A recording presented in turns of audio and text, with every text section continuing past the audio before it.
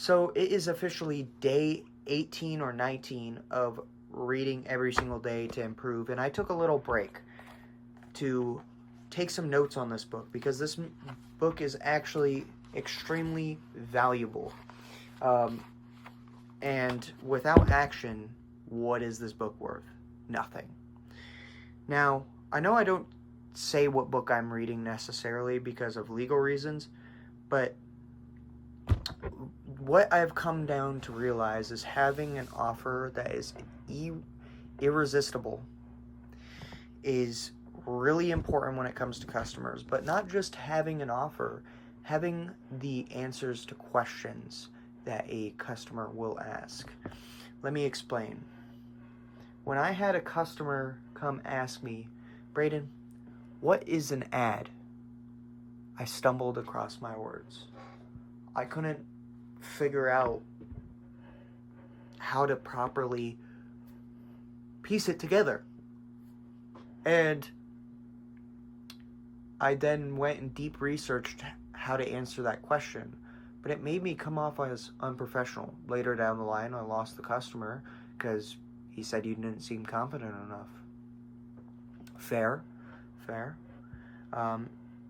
So this book has made me write down all of the answers to problems, all of the solutions to them, which is the answers to problems, and what I should be selling as bonuses. Today we are going to be going over those bonuses. I know that was a long-winded hook, but it's very important to talk about what we've been learning. Excuse my yawn. So I thought we were at the start of this chapter. I'm going to bring it back to the... Oh, wait, no. We read about this. So at the beginning of this book, he talked about how Arnold was using bonuses on products that weren't even worth $100K. But he would be like, oh, well, if you bid on this, you'll get this. And I was like, made it so much more valuable. It really showed a play on words. Now, I'm going to continue from the second page here. So, here we go. It was a masterful display of human psychology at work. In a setting where people were knowingly overpaying for products. The products remained unchanged, yet within this setting, an item that wouldn't sell a different venue for 10K sold for 100K. That's how powerful scarcity, urgency, and bonuses are, and breaking down how to use them to further increase demand for your offer without changing your offer is the purpose of this section. Author's note. Other precaution powers at play. Scarcity, urgency, bonuses, and guarantees were not the only precaution tools being employed in rigorous prices at fundraisers. They also used commitment and consistent status, peer pressure, goodwill, celebrity endorsements, competition, etc. How scarcity, urgency, and bonuses are the only three I will be breaking down in this book. I believe they belong more with the offer and less with the actual selling. When I will talk about in-depth in acquisition volume for $100 million sales,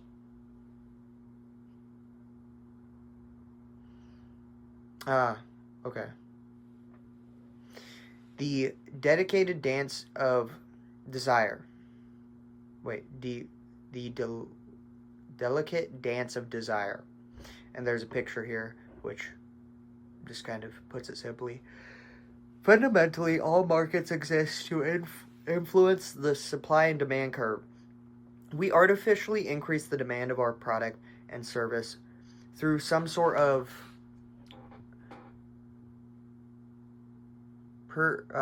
persuasive communication We will increase the demand. We can sell more units when we decrease supply. When we increase the demand, we can sell more units. When we decrease supply, we can sell those units for more money. The perfect profit combination is a lot of demand and very little supply or perceived supply. The process of enhancing your core offer is designed to do both of these things: increase demand and decrease perceived supply, so that you can sell the same product for more money than you otherwise could, and in higher volume than you otherwise would. Author's note: This assumes a regular business who is not trying to gain mass market penetration. That's a weird word to use there, market penetration, for some other strategic advantage. Desire comes from not getting what you want. In fact, I heard this quote that I loved from Naval Ravikant. Desire is a contract you make with yourself to be unhappy until you get what you want. It follows, therefore,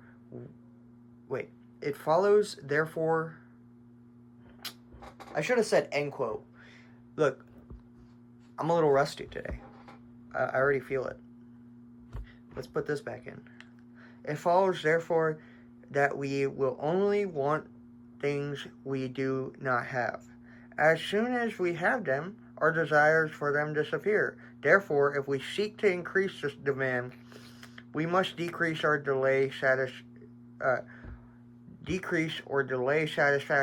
The desires of our prospects, we must sell fewer units than we otherwise can.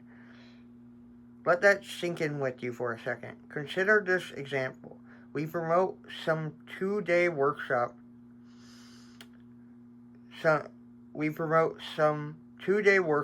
that are upcoming. First, we whisper that it's coming. Then we tease it with some of the benefits.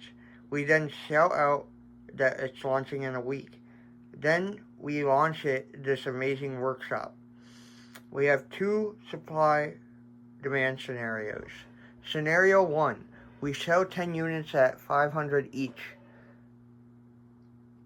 Scenario 2, we sell 2 one-day workshops, one-on-one, for $5,000 each. Skim the top of the pyramid. Which I'm thinking right now, I'm like, well, if you just sell 10 units for $500 each, 500 times 10, that's, I think, 5,000, right? Yeah, I could be butchering it right here, but yeah. But what is easier to focus on? If you focus on scenario 1, you get 10 people, right? But if you focus on the 2 people, you get to go more in depth with them. And let's just say it's social media marketing. Excuse me. Let's say it's social media marketing. If it's social media marketing, you can maybe help them get their first viral video. With these other people, you kind of have to give them more of a broad thing. In fact, it's worth nothing that each of these prospects have a different buying threshold. In my experience, demand for service is non-linear. Instead, I found demand to be fractional. In other words, 1/15 of the prospects are willing to pay 5 times the price. In the example, I might have 10 people willing to pay $500, but 2 of them willing to pay $5,000. So I would make more. Have lower cost, provide more value, and increase the demand in the remaining prospects base by selling fewer units. Think about that. How exclusive scenario 1 versus scenario